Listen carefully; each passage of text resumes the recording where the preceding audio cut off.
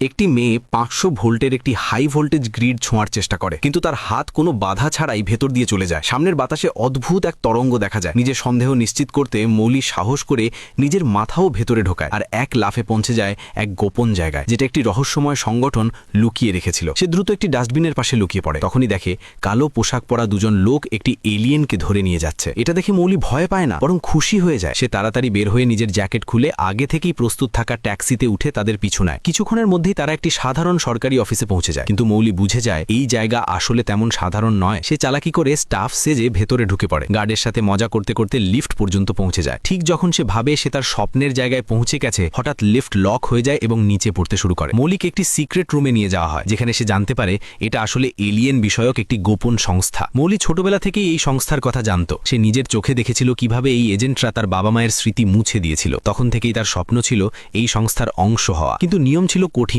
এখানে কেউ নিজে থেকে যোগ দিতে পারে না, শুধু নির্বাচিত হওয়া যায়। মৌলি হার মানেনি। 20 বছর ধরে চেষ্টা করেছে। এমনকি সে হাবল টেলিস্কোপ হ্যাক করে এলিয়েন ট্র্যাক করেছে এবং এখানে পৌঁছেছে। তার কথা শুনে ও কিছুটা মুগ্ধ হয়, কিন্তু পুরোপুরি নয়। সে জিজ্ঞেস করে, তোমার কি মনে হয় একটা কালো স্যুট তোমার সব সমস্যার সমাধান করবে? মৌলি জবাব দেয়, না, কিন্তু এটা আমাকে সঠিক পথে নিয়ে যাবে। এই উত্তর শুনে ওর তার পুরনো এক এজেন্টের কথা মনে পড়ে এবং তাকে একটি সুযোগ দেয়। মৌলিকে লন্ডন ব্রাঞ্চে পাঠানো হয়। সেখানে সে একটি সুপারফাস্ট ট্রেনে উঠে মাত্র 3 মিনিটে নিউ ইয়র্ক থেকে লন্ডনে পৌঁছে যায়। সেখানে গিয়ে সে অবাক হয়ে যায়। চারদিকে মানুষের মাঝে লুকিয়ে আছে বিভিন্ন ধরনের এলিয়েন। সেখানে তার দেখা হয় এজেন্ট এইচ এর সাথে, যে তাকে একটি ঘড়ি উপহার দেয় এবং ট্রেনিং শুরু করে। এদিকে মরক্কোতে 2 ভয়ঙ্কর এলিয়েন টুইন পৃথিবীতে আসে। তাদের লক্ষ্য একজন এলিয়েন রয়্যালকে হত্যা করে একটি শক্তিশালী এনার্জি ক্রিস্টাল দখল করা। মৌলি ও এজেন্ট এইচকে সেই রয়্যালকে রক্ষা করতে পাঠানো হয়, কিন্তু টুইনরা আক্রমণ করে বসে। তাদের বিশেষ ক্ষমতা তাদের উপর গুলি কাজ করে না। অনেক কষ্টে তাদের থামানো হয়, কিন্তু মারা যাওয়ার আগে রয়্যাল মৌলির হাতে সেই ক্রিস্টাল দিয়ে বলে, তোমাদের সংগঠনের ভেতরেই একজন বিশ্বাসঘাতক আছে। এখান থেকেই গল্প পুরো বদলে যায়। কে সেই বিশ্বাসঘাতক? কাকে বিশ্বাস করবে? মৌলি ও এইচ সত্য খুঁজতে বের হয় এবং ধীরে ধীরে বুঝতে পারে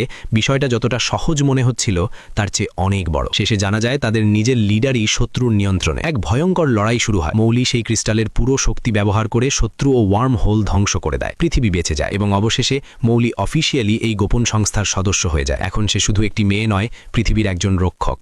এই ছবিটি সুন্দর মনে করেন এবং মন থেকে ভালোবেসে থাকেন, তাহলে ভিডিওতে একটি লাইক দিন, চ্যানেলটি অবশ্যই সাবস্ক্রাইব করুন, সুন্দর একটি কমেন্ট করে ভিডিওটি শেয়ার করে দিন। আমি জানি কঠিন হৃদয়ের মানুষেরা ছবিটি দেখার পরেও ভিডিওতে লাইক না করে চলে যাবে, তবুও অনুরোধ রইল।